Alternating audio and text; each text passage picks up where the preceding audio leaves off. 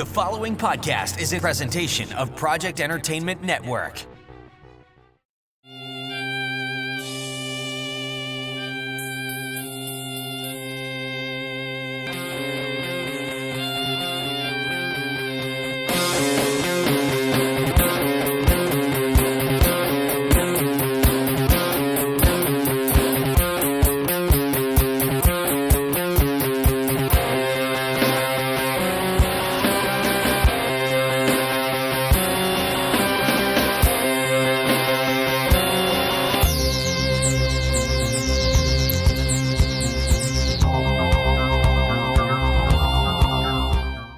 Welcome back to the Horror Academic, and yay, today we're doing all the horror specials. Yay! Woo.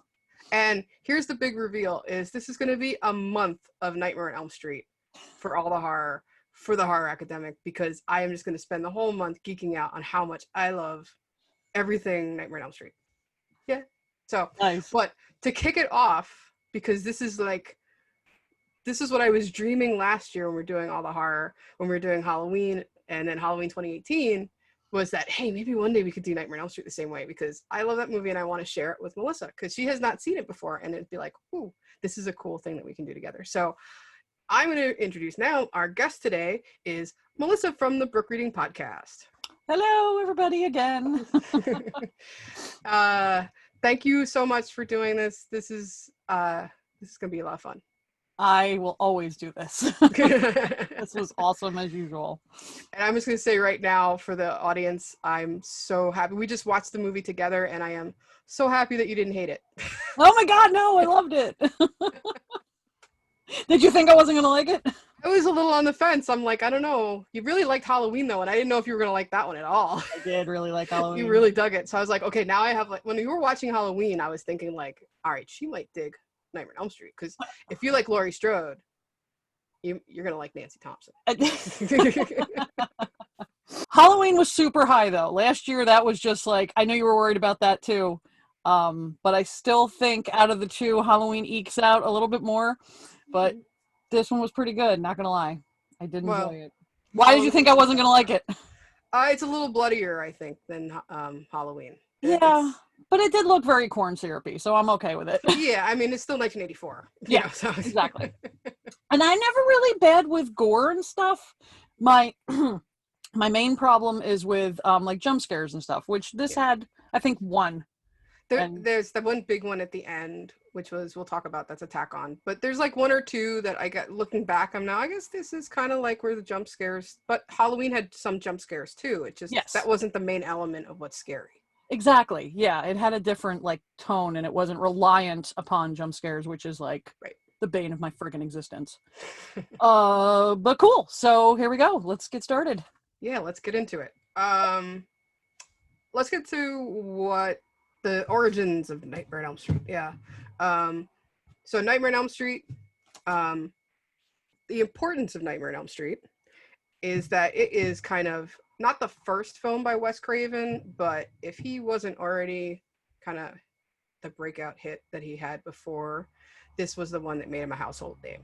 So it not only brings out, Freddy Krueger to the world, but it really brings Wes Craven to the forefront. And for people who don't know, Wes Craven, he came into horror in a very extreme way. Let's put it that way. He is, of course, the writer-director of Last House on the Left from 1972, which is an infamous film for a lot of reasons. I can't say it's one of my favorite films, but it's a very important film. And of course, he paired with that with Sean S. Cunningham, who later went on to do the other big franchise, which is Friday the 13th. So they each went their own ways, and they each got their own little franchise forever. So that's cool.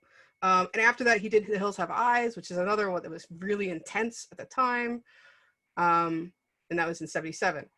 He shopped around the idea for Nightmare on Elm Street for 3 years before someone in Hollywood finally bit. So that's it. This was a very different movie at the time because it's relying on dreams. And he even said, I don't know if it's going to be scary because it's dreams. Dreams aren't scary.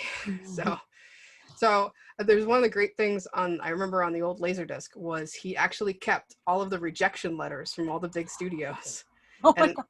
I love that. That is so cool. Yeah. But what the thing that happened was he had read a series of articles in the LA Times, I believe it was, about a series of events that were happening in Indonesia, the Philippines, and Japan, where young men were dying from either lack of sleep or were dying violently in their sleep. So from their nightmares. And it was a bit of a phenomenon, and it was quite not really they were trying to figure out what it was. It was very much this kind of group psychosis thing of, oh, well, it's in their minds, they're building up in their minds, but there's something else must be going on. But the thing that caught him was there was a story about one particular boy who said to his parents, I can't go to sleep, I will die in my nightmare. Aww. And his parents gave him sleeping pills as the solution. He had a very violent nightmare that night and did die in his sleep. When they looked in his bedroom at when they were, afterwards, the cops were looking, they found he had been stashing the sleeping pills in his mattress, I think. Okay. So he hadn't been taking them. And they found he had hidden in his room coffee pots and, cups of coffee. Oh, shit. So that really was a thing he read about in the news. And that's what sparked the idea of, oh my God, teenagers and no one's believing them. And it's something in their dreams. Boom. That was it. That was the spark. Crazy story, right? Oh, wow. I'm I want to look this up and read about it. That's so insane. Yeah. Sometimes real life is stranger than fiction, right? Yeah, seriously. And also, his parents did realize that giving him a sleeping pill is the opposite of the right thing to do, correct? But very much like Nancy's mom in the movie, the parents just keep thinking they know better than the kids. And the kids really know what's happening to them, and no one's listening. So, pretty crazy stuff. Poor guy. He said he was a boy. How old was he? These are teenagers. I don't think he said, because I've read a couple interviews where he talked about this, and it's in some of the documentaries. And I don't think he gives age, but he did say it was a story of young teenagers in other countries. It was all over Asia, but I don't know if they ever found out what the link was. I don't know. He did so much research, but it was just basically he followed what the Times was saying about it. Yeah, poor things. And I wonder, if there was a lot of A, back then, and two, in different country, if there was a lot of medical reliance that they could have, really probably not. Or even if they were doing psych evaluations on the kids to figure out if there was something that they had in common, or who knows? That's something that someone should write a book about. Yeah, that would be really cool to find out more about that and see how that really evolved and if they ever figured that out. But it is what really sparked his interest in making this story. So that's awesome. I just thought he was very imaginative. Yeah, it got stuck in his head. He basically once he read that, he couldn't let it go. So but that leads to this. Sorry, that's Stephen King's reason for writing Carrie, because he was reading articles about especially young girls hitting puberty and feeling as though, or they were actually having telekinetic, situations. So even when William Peter Blatty wrote The Exorcist, it was because of there was these exorcisms that were being done on teenage boys when they hit puberty. So yeah. Oh my God. The news, I didn't know that. Yeah. The news about teenagers can really bring out the horror in reality. Yeah, I guess that's true. Yeah. Having worked with them, I can understand that. I didn't like teenagers when I was one, so exactly. I will say, as a teenager, I latched on hard to this movie. Yeah. I just told this story on my last episode where my sister and I talked Return of the Living Dead, which just came out. And I said there were the two movies that really brought me over more from science fiction into horror. Okay. I was kind of on horror. Was She Made Me Watch Night of the Living Dead. And I was really curious about Freddy Krueger. So, but I didn't know if I could handle the movie. So I went out and bought the novelization of the movie. Yes. And I read the novelization and I was like, okay, I can handle this now. And then, of course, the novelization was way scarier than the movie for me because there's no budget in my head. Yep, not at all. So, but yeah, I think this is one of those tapes that I bought the tape and wore it out. I watched it weekly when I was in high school, man. That's awesome. Movie. Yeah. So that was the first time you saw it was when you were in high school? I think I must have been 8th grade, 9th grade, something like that. Wow. Yeah. But I very much, latched on to Nancy and everybody. And it was also one of the few horror movies that I watched at that time that I thought the kids seemed like real teenagers. Yeah, they definitely did. Yeah, I couldn't really relate to the kids from Friday the 13th. Yeah. They're a little ditzy. And even Halloween, yeah. They were like 25. They weren't. I mean, even though Jamie Lee Curtis was pretty close, but she's the only character that you like in that one. So Yeah. it was, They were like so like okay, yes, they were still immature, but they felt older. They just had a vibe of being older. Yeah, they were. Yeah, there was something going on there. Mhm. But this one I always felt that if it was set in college. Right, or like if they were like freshmen in college, even Yes. Which I mean, there's movies that do that too. We get there eventually, but this was still. I mean, Halloween comes out in 78. Mm-hmm. Friday the 13th is, I believe, 79 or 80. Okay. And then it's 4 years later. So while they were making those movies is when Craven was writing, and working on the idea for Nightmare on Elm Street. In that time, I should say, Swamp Thing came out before this. He did that film. Okay. Which is a little cheeseball, but fond memories. After this, he goes on to make some pretty great movies too, like Serpent and the Rainbow, People Under the Stairs, New Nightmare, which we will talk about very soon. Spoiler. And of course, he is the man who brings us the Scream trilogy. Or actually, I think he does the quadrilogy, but I have not gotten through part 4 yet. So. Oh yeah. There. Part 4.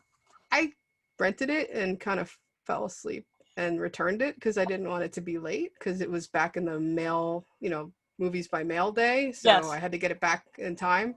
Mm-hmm. But yeah, I got to give that one a revisit. I bought the box set, so I will have to go through the whole series and of those films again, which will be a future episode. Academic, yeah. Because I look forward to that. I liked them. Yeah, I think we saw Scream 3 together. I think we did, and I think I actually saw 4 in the theaters as well with, I guess, somebody else. Because I know I saw 4 in the theater, but I can't remember with whom. That's cool. I know I saw the first one in the theater. I don't remember if I saw the second one in the theater. I mean, Wes Craven was brilliant.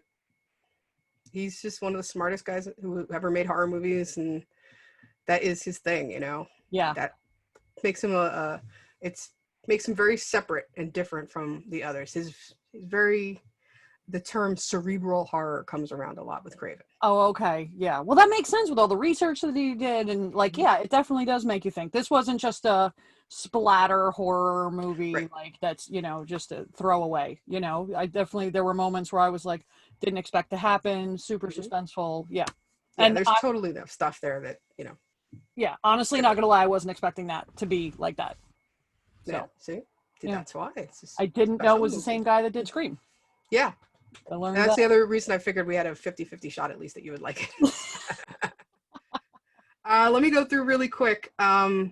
We did say that it took him 3 or 4 years shopping this around Hollywood to find a taker. The taker was Bob Shea of the very new company, New Line Cinema.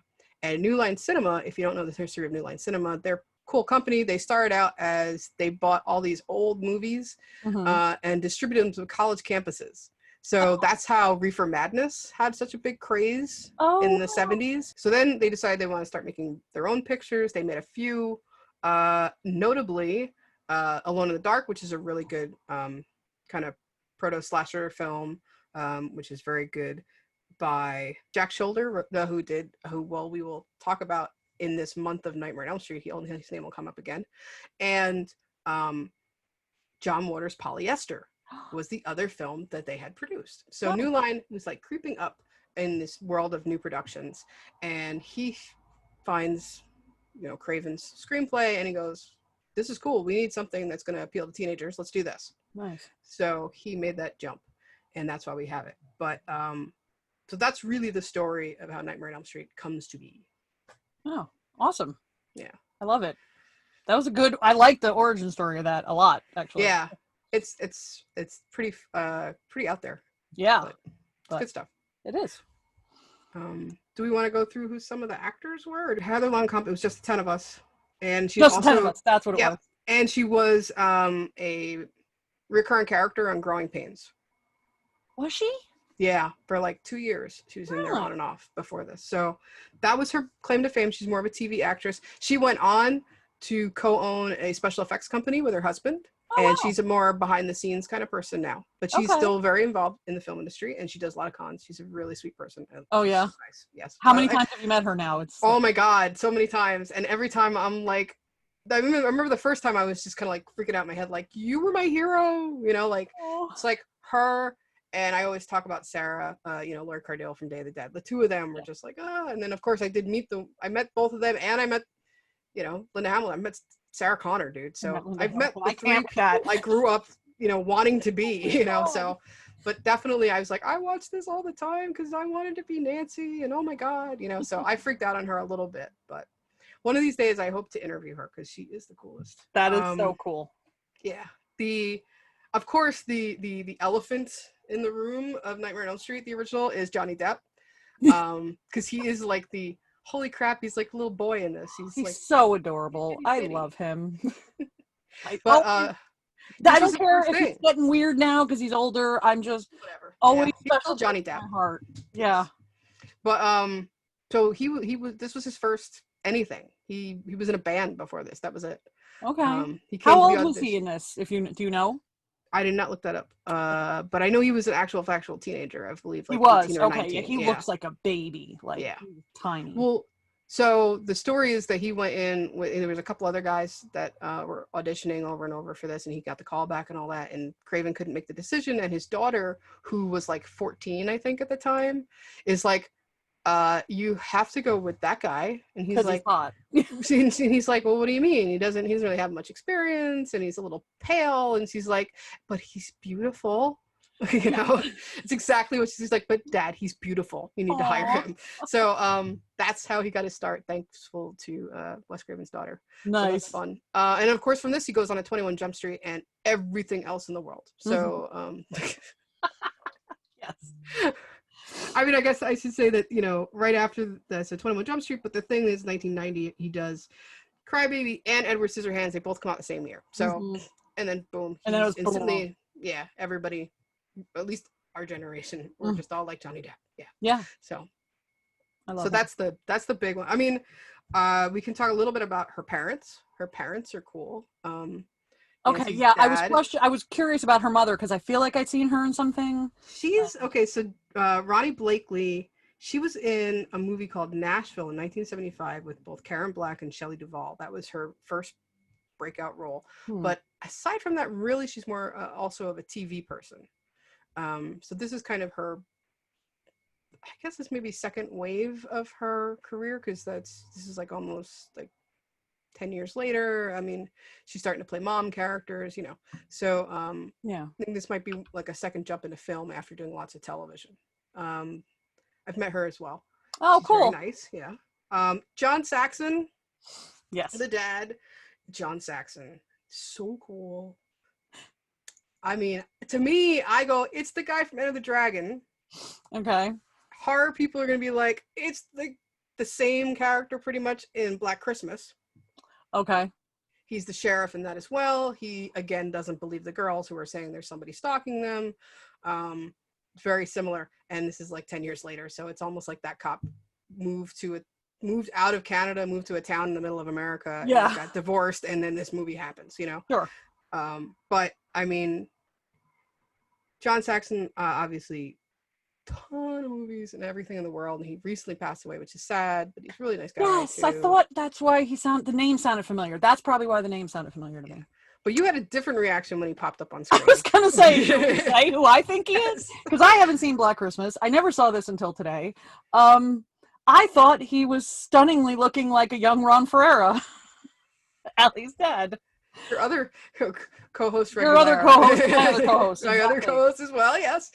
Pops up on the screen. Just that, Ron. Yeah. And I mean, I never thought about it, but I guess because I knew John Saxon before I knew Mr. Ferreira. So. Okay. All right. So yeah, I just, it's very rare I've seen Ron Ferreira not smile, but when he doesn't, he looks exactly like that dude. I was like, what? Crazy. That's got to be the big difference. Hair, everything. It's really crazy. 80s dad. 80s dad. What he's got going on.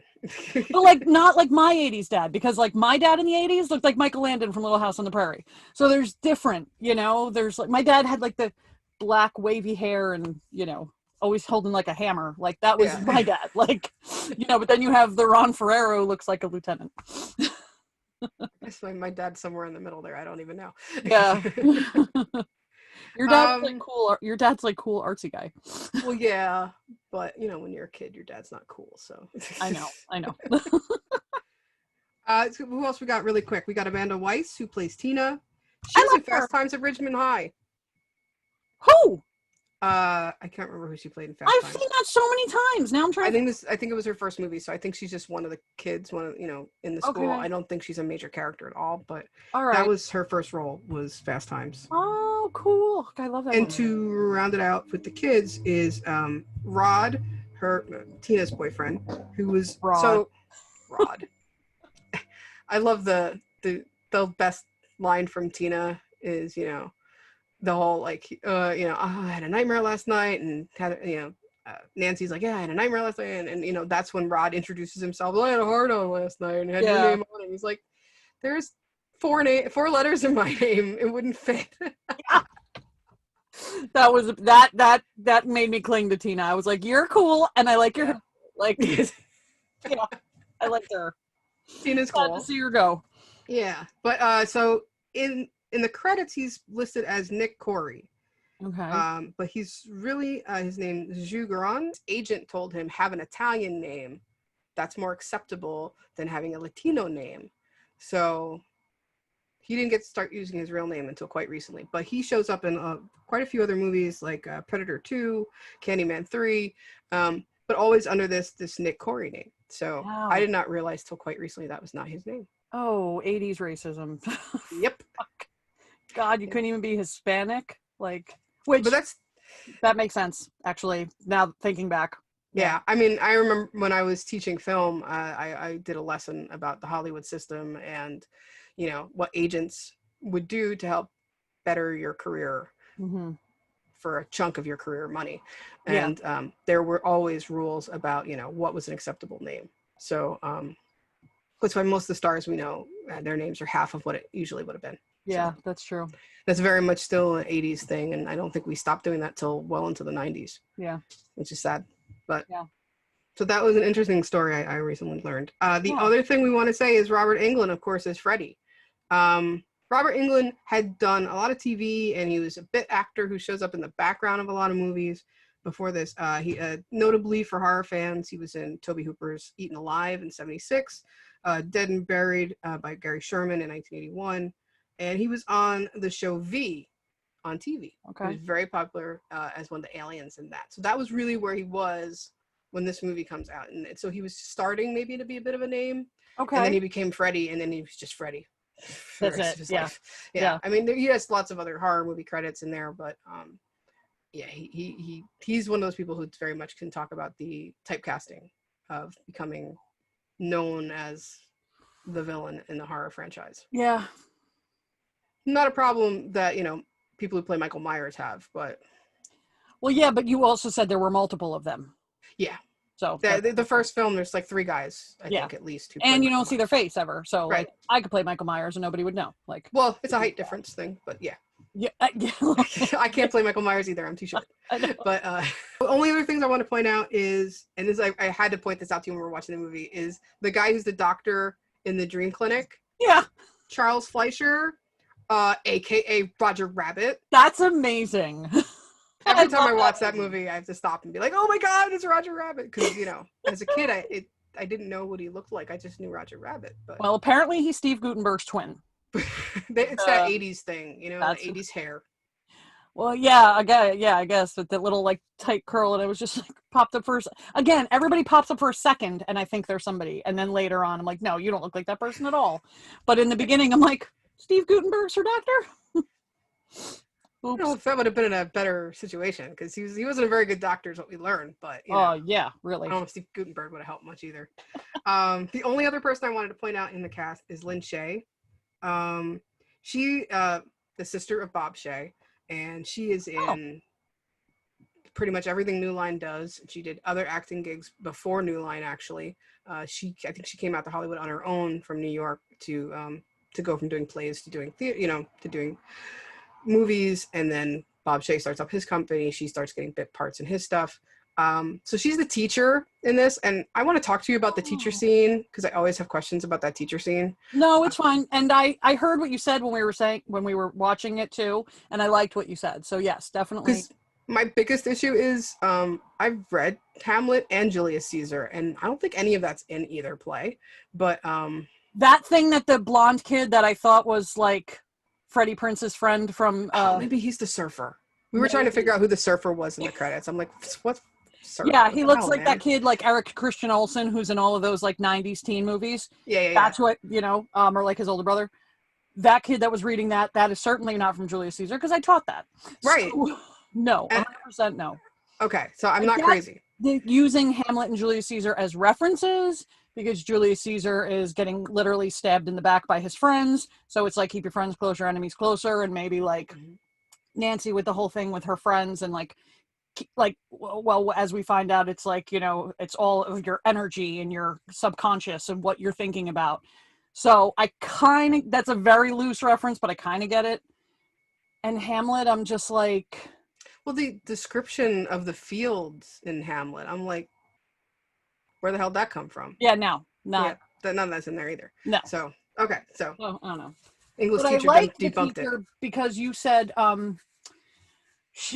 Nancy was sitting in her desk and she was trying not to fall asleep. She was really trying to pay attention. Again, very like Laurie Strode, good student, which I appreciate. Yep. Despite her like challenges in life, she's trying to pay attention.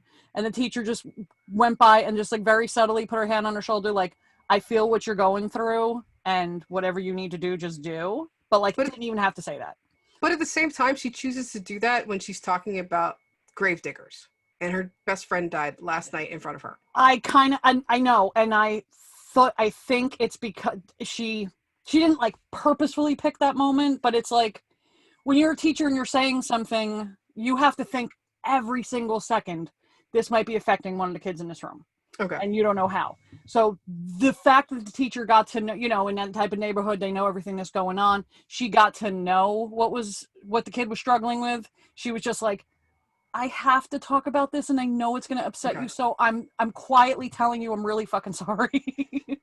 That's the vibe I got. And that's very valid then. Oh, like nice subtle teacher move. I was like, exactly. Because I was worried it could have gone either way. Was it actually subtle or was it bad place? But I get that. What you said makes sense. I've always kind of wondered that whole scene. Always and plus, like you said with Halloween, there's kind of like that mirroring of the scene in Halloween where she's in class, and of course Laurie Strode doesn't even have to know what's going on, and she knows what the answer is to the question because she's Laurie Strode. Yeah. Poor Nancy, you get the feeling she could have done that too, but she's too busy fighting off Freddy Krueger right now. Please hold on, But so the last thing I want to say about Lynn Shay is, of course, she's become very popular later in life because of her role in the Insidious films. Okay. And she's gotten quite a few movies since then because of that. So she's had a major resurgence in her career, which is interesting because I've heard some really good interviews with her, and she's very appreciative of it. But also to think in this day and age, it's nice to see women who aren't, 25 and having a very prosperous career because it's that whole once you hit 50, Yeah. You got to do period pieces and play grandmothers. I don't know. Yeah. You're Justin Downton Abbey for the rest of your life. Yes, exactly. Or I'm watching Game of Thrones, so you have to. Oh yeah. Yeah. But so that I thought that was very cool that she's embracing it. She's like, yeah, throw me the crazy woman characters. I'll play those. Cool. Yeah, but I think think about it. Again, going back to every single actress that we talk about because they're so important to us. Jamie Lee Curtis. What's her name that I'm obsessed with from that episode? Veronica Cartwright. Okay. She was in an episode of Sabrina, and Sabrina was super popular, and she kind of led this particular episode that she was in as being a tarot reader. Mm-hmm. And it was the entire plot of the episode was surrounding her character. So yeah, you talk about resurgence. That's cool. Yeah. That was a good episode too. That was an amazing episode. I love that show. I'm so sad. That is a good show. So for the meat of the episode, we can talk a little bit about the summary, things that surprised us about the movie, which was really a lot. Like I said earlier, the suspenseful aspects of the movie were fantastic. You could tell the writing of the script was like quality. The acting, I'm not so sure. I kind of was like, I definitely wrote a lot of notes about overacting. And then at portions where I thought it was necessary to overact, people were just like, so I can't believe that this is happening. I was just like, oh, come on. There was so much overacting, and I know 80s and blah, blah, blah. But then there were parts where like, you should be a little more overdramatic and you're just kind of losing it. You're flat. Like when Nancy's mom hit her, she was just like, eh. Yeah. I was like, okay, if you're pissed, especially if you're drunk and pissed, come on, that needs to be a little more forceful. So I almost feel like maybe the teenagers gave more effort as the actors in this. They were trying really hard, yeah. And I know there were 4 of them, but they still shouldn't be the only people carrying the movie. Right. You know? I mean, John Saxon is a good actor, but at the same time, he has, I think he's used to certain roles, and he's maybe like kind of, yes, this is how I play the cop guy, you know, like, yeah. So he's very much like a generic character for most of the film, and there's only a few moments where, you know, Nancy really brings him out and to be dad. You know? Yeah, definitely. The mom. Out of everybody, I think he did the best job. But like you said, he's been in it for a while, so. Yeah. But I get that. There's very uneven acting. Got a lot of people in very early parts of their career, and some people at the not so early part of their career at all. So, you know, there's maybe reasons why the people that we take away from this movie are Johnny Depp and John Saxon.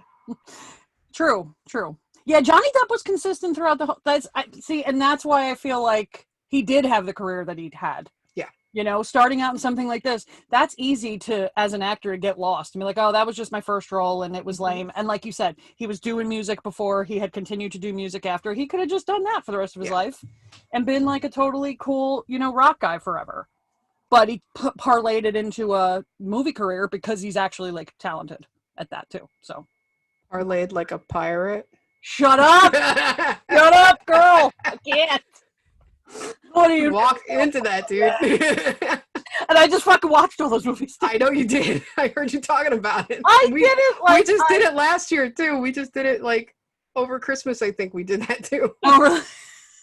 I can't. Oh my god! I literally forgot about that when I said that. Like, I was actually using it in not the pirate way. Not the pirate way. Oh my god! But no, but it's definitely the reason it jumpstarts his career. It gives him a really good platform to be like, no, I can totally be this kid. And even when Craven and other people talk about why Heather became Nancy and who Nancy was in the script, even she was supposed to just be the girl next door. And I think Heather Langenkamp is very comfortable being that character. Yeah. Because she's not like your typical teen in a lot of this stuff where she's just kind of ditzy or brainless or anything. No, like that. Not at all. She's a confident young woman who, you know, she knows when she's in danger and she's going to do something about it. She knows when, you know, she has to step up and she's fine with that. And I think, Heather's somebody who does that really well, and she plays teens and other things, but as she progresses in this series, as we will see, she really kind of embodies that strong person that could be anybody's neighbor. Yeah. But she just has it in her nature, like her mom says, it's in her nature to take charge, you know? So, and I think that's what's great about her character specifically. She's strong. Yeah, absolutely. I agree. And smart. So from right in the very beginning, that was very cool that he built the glove. I didn't know that. You know, obviously, I'm no stranger to this franchise only because I don't live under a rock and I'm just like super into pop culture as it is. And you grew up in the 90s. And I grew up to not know. 80s, 90s, exactly. So, but yeah, I didn't know the origin story. I love a good origin story. That one seemed cool. Like you got to see literally where he was deformed, why he did what he, not why he did what he did, but you can kind of put 2 and 2 together. That was really cool. I had to laugh right in the credits because I didn't know, again, from the first movie that they referred to him as Fred. Oh, right. In the first movie, he's Fred Krueger. Yeah. It's not Freddy. Yeah. Yeah. I mean, It's not he Freddy refers to himself as Freddy. The song is Freddy. And it's just, Fred is just such a sensitive name to my ears. You know. So I was just, every time they said Fred Krueger, I was like, it's like twitched. There is, of course, I should note for horror fans, in Last House on the Left, the leader of the gang, that's the gang of horrible people in that film. Mm-hmm. His name's Krug. That's crazy. So it's just a name that Craven goes to often for bad guys. Okay. Yeah. Last House on the Left. That's not the one. And No, so, that's not the one with Vincent Price. That's House on Haunted Hill. Sorry. Last House on Haunted Hill. Very different movie. That's a very nice movie compared to Last House on the Left. Oh, really? Yeah, Last House on the Left is a movie that's basically about this kind of the end of the hippie movement and peace and love, and these girls go to a rock concert and they get abducted by a gang and are, I don't know if necessarily tortured is quite the right term. So no, it's one of those torture-y, hostile type fucking movies that I hate. But this is from 1972. God, really? Yeah. They've been doing them for that long? But it's not like hostile. That's what I mean. They humiliate the girls. Okay. And it's not like they mess with them. Okay. And they do end up raping and killing them. Oh but my it's God. not. It's so that's what I mean. It's not. But it's what it is it's a play on the Bergman film. I think it is Virgin Spring, where a girl who's coming into being womanhood is killed, and then the killer accidentally ends up confronting her family. So the killers end up with a flat tire outside the home of the daughter, and they have to go to the house, and they're brought in by the parents, who after a while figure out these are our daughter's killers. Oh, wow. So it's a juxtaposition kind of film. It's a very in-your-face 1970s. America is not what it's supposed to be. Suburbia is not this haven, and awful things can happen. And much like the parents in Nightmare on Elm Street, there's this theory of sometimes we have to make our own justice. Mm-hmm. And it's all about how the parents have to kind of get wise to what's going on and then take it out on their own against the gang members. Dude. So it's a tough movie. Yeah. It's not a fun watch, but it's got great writing, and it is smart. You can see where Craven's going, you know. Yeah. It's a tough one to watch. But I think most women would have a hard time with even if it's not as graphic as you see things today. Yeah. It's what's happening to this girl, and it's just hard to sit through that over and over. So I think I've watched it maybe 3 times. Oh God. And it's like I interviewed David Hess from it, so I watched it for that. I watched it when I wrote about it recently in my papers that I did about when we were doing Halloween. I was doing the research on teenage girls in horror films, and it's part of that whole thing. But that's why I say he comes on the scene in a very extreme way. Yeah. Wow. But it's all this counterculture stuff. It's him and like Tobe Hooper, who I've talked about when I did Texas Chainsaw, and even John Carpenter when he's doing Halloween, all talking about how you can say all you want about how perfect America is, but there's some messed up stuff going on. Well, wasn't that during the Manson family time too? That's what I mean. It's like the end of the flower age. It's the end of the summer of love. And this is a lot of these movies that we're talking about from like the mid 70s. Yeah. It's all about how, America has to wake up. Yeah. It's not peace and love and out this there. mid 70s to late 70s is like serial killer era too, not just right. Manson, but so many other. And I think that's why you have so many films like this where it's stalkers and it's crazy families of killers and things like that, because that stuff was really going on, and people were trying to find ways to use it as metaphor. Yeah, because that's when people started to have to lock their doors or like change their lifestyle or like put the bars up on the windows, like in this movie. Like, yeah. And it's all, and in this movie, it's all about the kids having to deal with not being trusted by their parents, which is a big theme through a lot of that too. Like, that's the scene in Halloween that always gets me is Laurie banging on the doors of her neighbors and nobody will help her. Yeah. Yeah. Yeah. I remember you talked about that a lot when we talked about that. Because to me, I mean, Nancy asking the cops to help, and every time they treat her like some, spoiled little kid, and she's like, no, something's happening. I need you to help me. And the cops don't want to help. Yeah. And even in the beginning, that kind of reminds me, first of all, awesome for tying it back to Nightmare on Elm Street. And second of all, like, I feel like you gave two descriptions of that movie. One that makes me never want to see that movie and I wish it was burnt. But the other, though, like how the killers show up to the house and they need their help. It's kind of like, oh, like that part intrigued me. And I'm like, damn it. I wish there wasn't psychological trauma to a girl, because then I would totally watch the hell out of that. Like, you make that part, it sounded really, like, interesting. It is an interesting film, and it's a fascinating movie for like character studies. But yeah, it's a hard movie to watch. Not and but I think that's indicative of the time. That's that's very much what counterculture film and kind of like the post New Hollywood era of, we need to be in your face. Yeah, we need to make the change. Yeah, and that's even touched upon. I literally didn't even put this together, so I'm glad that other movie kind of got brought up in conversation. Like, in the first 5 minutes, when Tina's the first one we see having this crazy dream of Freddy, right? And, you know, she's in the, like, angelic kind of nightgown, so we're thinking probably, like, even though, yeah, she's probably fucking her boyfriend on the side, like, you know, Christian, idyllic, suburban house. She gets the crucifix behind her, blah, blah, blah. And she's brutally attacked in her dream. Finally comes to, thankfully she didn't die. And mom comes in and is like, oh, if you're going to have that kind of dream, you got to cut your fingernails, blah, blah, blah. So, you got to cut your fingernails, or you got to stop that kind of dreaming. Yeah. A, mom's having the assumption that she's having a sex dream. And two, even if the kid was having a sex dream, she's 16, 17 years old, however old she is. That's the beauty of being a teenager at that age. You're constantly having sex dreams. So that innocent part is being taken away from you because you're being... But is mom the person that should bring her morality with her drunk boyfriend? Oh, with the, like, are you coming back to bed or whatever? You know, like, gross. Ew. Yeah, exactly. And you're like, mom, should you be talking about anything here? Just let the girl go back to bed and, yeah. You know, and if she was having a sex dream, great, good for her, because that's the most normal thing that you're going to get out of that bedroom, not her being mutilated in her dreams. Yeah. But, like, yeah, totally him as a metaphor for, like, fucking up the regular childhood or teenagehood of these kids. Totally, like, dead on. Yeah, I mean, and she's also I've heard that scene brought up quite a bit in some, like, kind of feminist looks at the film, because what is it implying? Is it not appropriate for a girl to have lustful dreams? Like, why?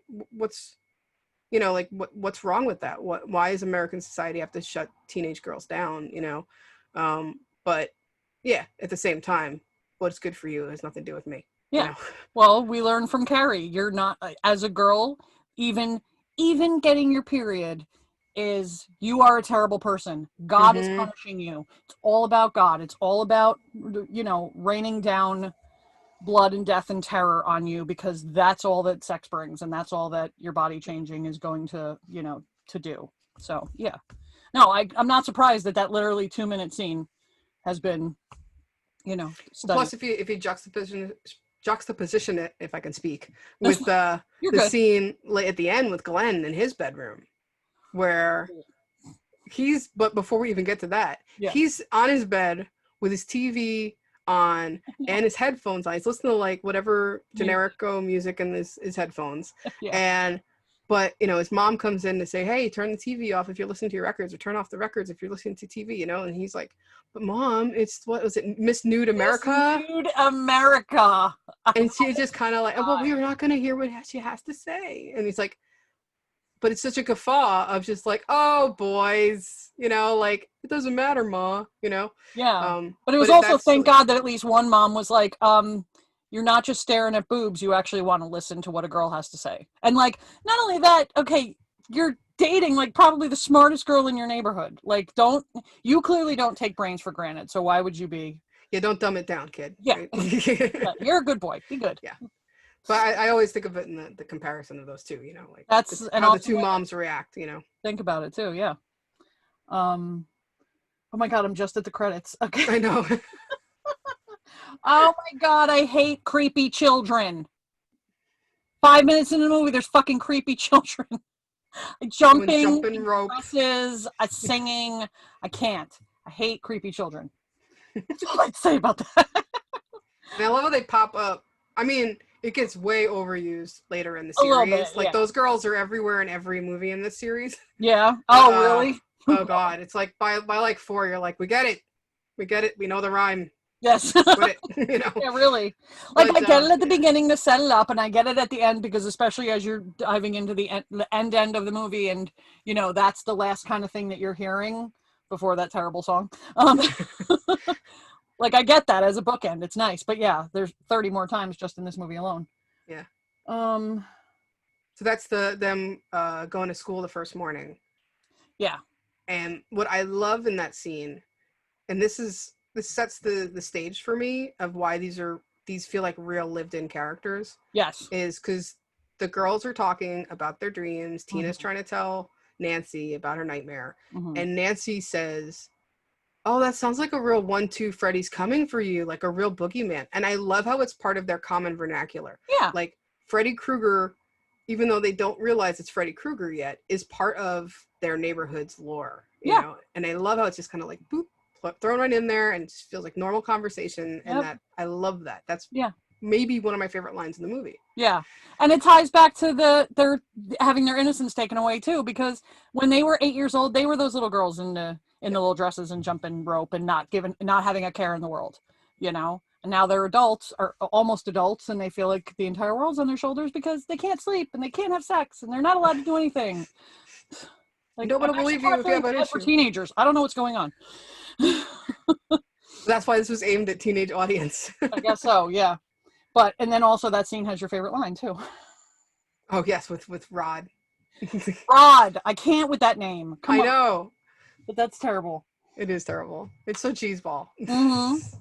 But I like that scene because honestly, and I'm going to compare to Halloween, like, they feel like they have more of a genuine friendship. Like, I feel like maybe they grew up together from kids, like you said, just with Nancy saying that one little line, it builds like that they've been together since they were like 5 or something, whereas Laurie and her friends, they were so distant.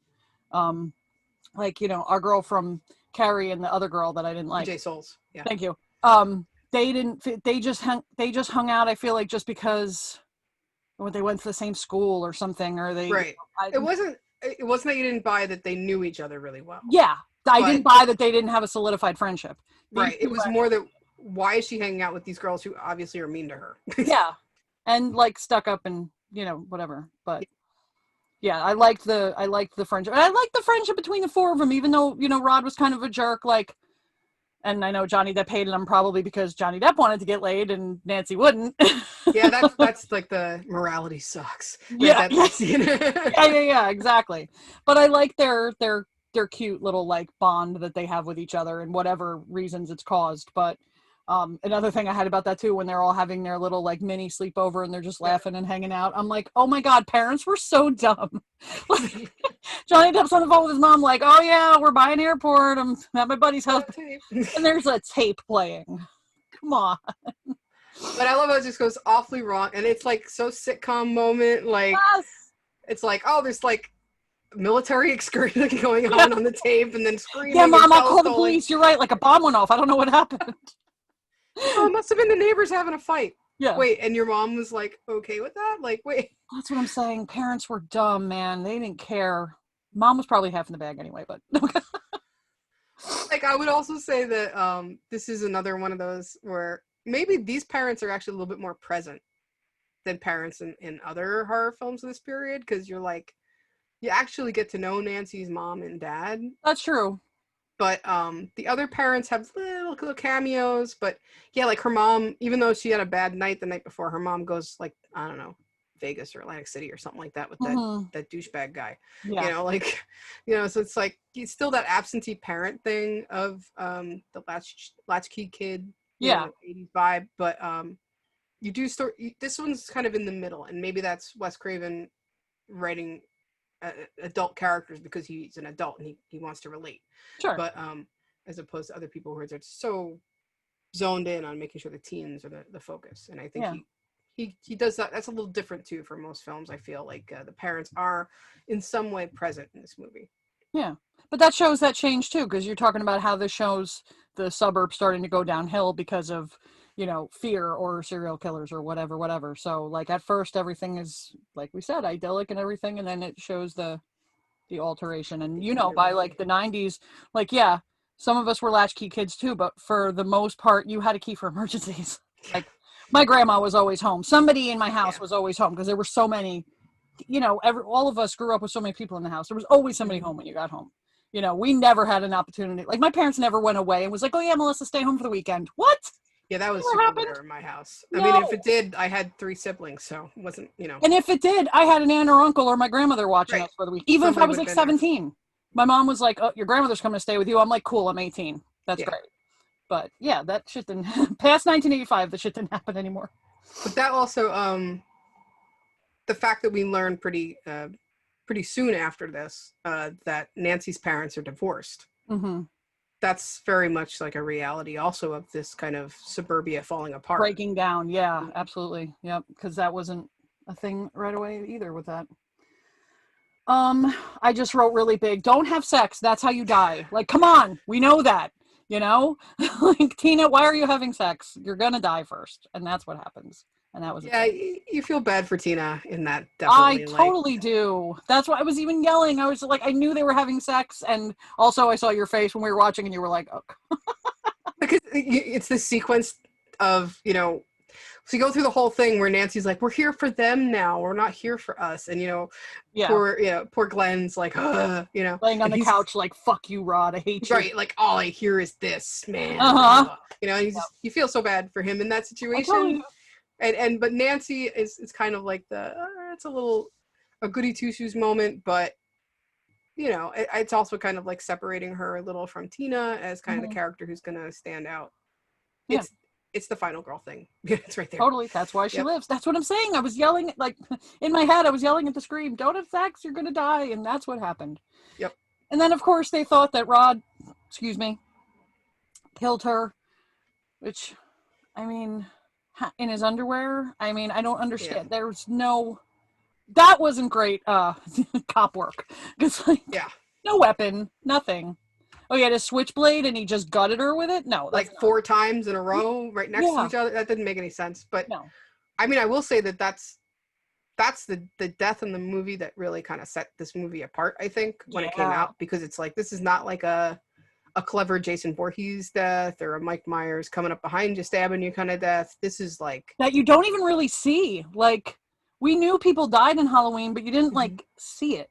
Right. This one, it's because you're seeing the results of her nightmare, so it has to be nightmarish, right? So it's really off the wall. No pun intended. Sorry. I did not mean to do that. No, it was good. I love it. Bad turn of phrase.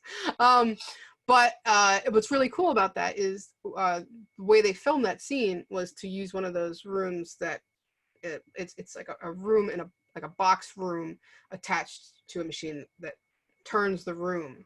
Really? As she's falling up the ceiling, which is a trick that comes from a Fred Astaire film. I believe it's Swing Time or Easter Parade, where he dances up the wall. But yeah, I know what you mean, because they recreated that scene in Glee. Sure. I'll take your word for it. But yeah, oh my God, that's so cool. Yeah. That's a cool film trick. It sounds like it was torturous doing it over and over again with all the blood and everything, but that's just so cool that it was like, how can we make this abstract and nightmare-like, but see her die, and like, I just think that was like, this is the movie, that's the part in the movie where like, okay, so this is not going to be like a normal horror flick, like, no, not at all. I don't think people had seen something like that yet. No, it was, I obviously, like I said, I hated her die. I took to her kind of quickly, but then, like you said, the actual effects of it were amazing. Mm-hmm. And of course your cross is going to fall off your wall because it's up there with Scotch tape. Like, when she was holding it, I like legit saw the tape, and then when she put it back up on the wall, like, she like pressed it into the sticks it there. I was like, bitch, get a Brad. Tack. Well, it's Tina's bedroom. It's not hers. What's she gonna do? Grab a hammer and nails, Yeah, I know. I just thought that cracked me up because grew up Catholic, had crucifixes all over my room, and they were nailed to them. Those bitches weren't coming down. It's that little like insert, your little religious moment here, just kind of like put that out there, Well, also, I didn't realize this until the end. The song that they keep singing, the rhyme, it says something about a crucifix when they say 5, 6. Right. Grab your crucifix. What you said. but it was something about a crucifix. Yeah, it's 1, 2, Freddy's coming for you. 3, 4, better lock your door. 5, 6, grab your crucifix. There you go. 7, 8, stay up late. 9, 10, never sleep again. Yeah. Especially with hidden coffee pots all over your room. Those stay awake pills, she should have like gotten her money back because they didn't do shit. No, they didn't. She was knocked out after she took a couple. Oh, every time. Yeah. I was like, nope, not working. Oh, here's my note. Oh my God, Nancy's father looks like Ron Ferreira. And then, come on. That was where I said, like, now that's the class scene. Right. And Nancy is this, and again, this goes back to like you're saying, like, this is, you're not watching a regular horror movie because, especially for something like that, like, I guess I had preconceived notions of what I was going to see, but I know Nancy's falling asleep. I know she's going to have a terrible dream. Like, that wasn't the surprise. The surprise was Tina in the body bag being like, hey girl. And I was just like, oh, that woke me up and shocked me. Like, I didn't realize that was going to happen. That was tough. That whole sequence, because that's when it's like, I think because it had to be this transfer of like, okay, well, so it comes to Tina in her dreams. What's going to happen now? Tina's dead, Yeah. So it had to be a way that it gets kind of transferred to Tina onto Nancy. Oh, okay. So it's kind of like that link, like, all right, so now Freddy can come out after the next one. Because it's like this, it's kind of almost like they fall like dominoes, right? Like he's hitting them one after another. And this is something that they definitely dive way more into later in the series of like, okay, but who are the central kids that are affected? Who are the ones that Freddy's finding, but we don't know. I mean, is it just these 4 kids that he's terrorizing? Is it all the kids in her class? Who knows, Yeah, well, that's true. But yeah, that was intense, a little too much for me, and then I got to meet the girl who you should have dressed up as for Halloween. I'll have to remember that Halloween this year. But that was funny though. I liked that too, because like this is still kind of early in the movie. What was this, 20 minutes in, I think? Not even. This is like 15 minutes in. Yeah. So you got to establish all these characters and then all these side characters, and then Freddy is your big villain. And then you turn it on his head and make him a girl. I actually thought that was super like ahead of its time. Mm-hmm. Like it's like he could be everywhere in anything. Yeah, you introduce him as a shapeshifter, like now, and now I'm scared of the little like geeky girl with the ponytail, the pigtails in my school. Like that was cool. I like that extra add to it. After Tina dies, I think it was literally the scene after where Nancy's in the police, in the police station and with her mom and dad. I looked at the time and it was like, we're 12 minutes in. Yeah.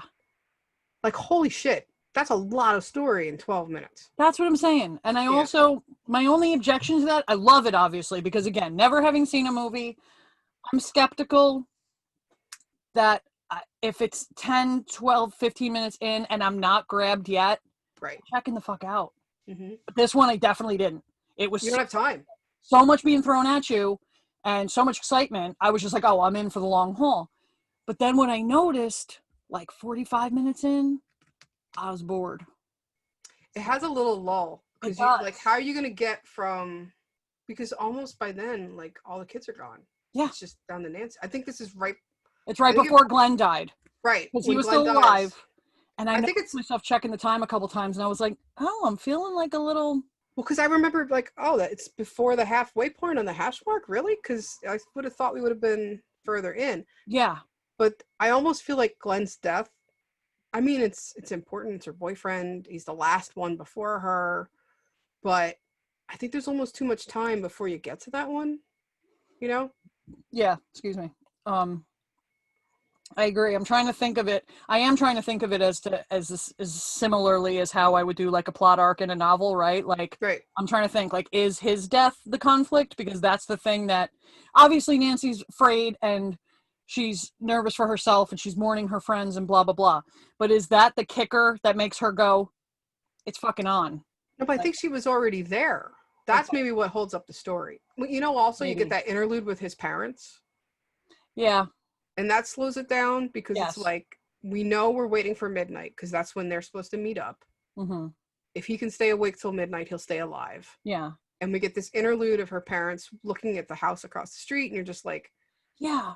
Now we're stalling. It's like, no, we need this to happen. I think that might be the point. Okay. You're right. And when they showed the alarm clock, it's at 11:42, and I was like, okay, they've got 18 minutes left till their meeting. It felt like 18 minutes long. Like in a movie, that doesn't happen. When you know you have 18 minutes to get to somewhere, you're there in like 5. Yeah, because you also have the whole thing.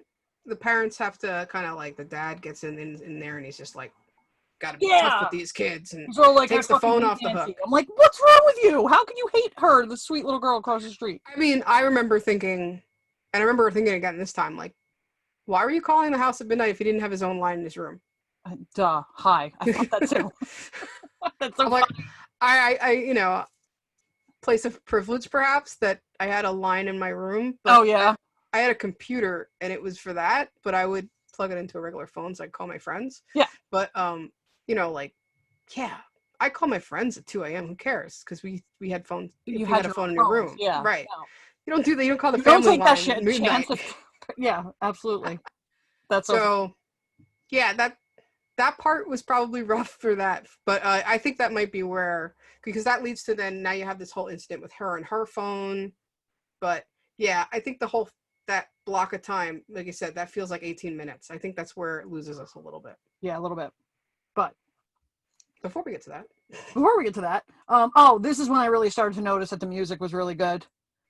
Right after the whole pass scene, I was just like, oh, like, especially when they're dreaming and Freddy's chasing them. Like, I really dug. Oh yeah, the synth score, like, yeah, it's cool. It's like a siren going off there, like, I like all that stuff. Yeah, it's cool. Poor Nancy just continuing not to sleep, and she looks in the mirror and she's like, I look like I'm 20. Oh god, that guy killed me. You bitch. Like, what are you, 17? Like, I just want to say, there we go. Nightmare on Elm Street soundtracks. Nice. Collection. So wow. It says I got the best this, like, of. Yeah. I mean, but that's some good music.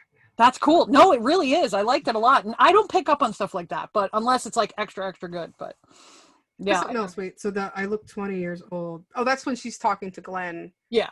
So what, all right, we were in the classrooms, the nightmare she has when she's in the classroom, right? Mm-hmm. The thing I love about that whole nightmare is you see Nancy working it out in her head. Yeah. What the rules are. And that whole, I'm going to burn my arm, and then waking up and not only freaking out, but there's still a burn on her arm. You're right. And that's why Glenn's like, hey, I heard you freaked out in English class. And she's like, you know, and he's like, where'd you get burned? English class. That whole exchange, I think, is just great, because it's like now we get to learn, as she's learning, what the rules are in the nightmares. That's true, and that's important, and I'm sorry I skipped that, but yeah, that's because at the end, that's her entire way of maneuvering herself out of the almost dying. Like, everybody else, maybe like they didn't know the rules, so that's why they died, and she got to, you know, like you said, be cerebral. That's the whole thing is. So I like that. Yeah. Back to Dead Tina. I was like, I could do without her and the fucking bugs coming out of her mouth. I watched you for that one. That was the only thing that really scared me. I was like, oh boy, there goes all my breakfast. That was rough, dude. Yeah, that one, and when he like breaks up his shirt and cuts himself. That part too, I was kind of like, oh, that's gonna gets a little gross. Sorry. Yeah, it was a little more in the distance. Like, they had a close up of her mouth, and then blah, blah, blah. And I was like, I hate bugs. This is why I want summer to be over. I can't. I'm not good with creatures, like, so. You should have seen me watching Alien, dude. I was a mess. When they had the sleepover, you find out, you know, Nancy had the same nightmare as Tina.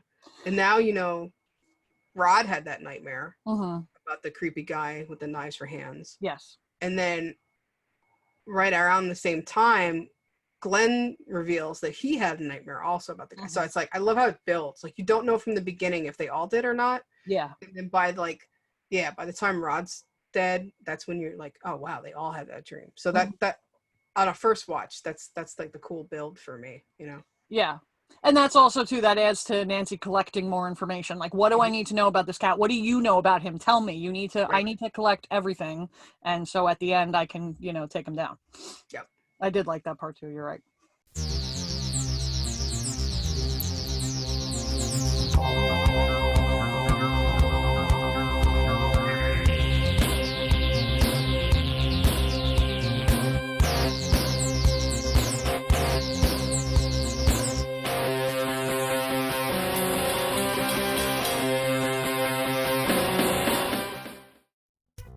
you so tired of having your own thoughts?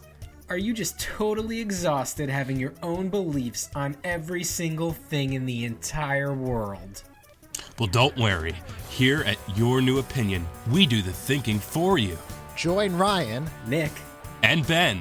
as the boys debate topics that we probably know nothing about, using every dirty trick they can think of to win. Everything from if net neutrality is good or bad, to cake versus pie, to who killed JFK. So if you're looking to never have your own thoughts again, check out Your New Opinion every Friday. This has been a presentation of the Project Entertainment Network.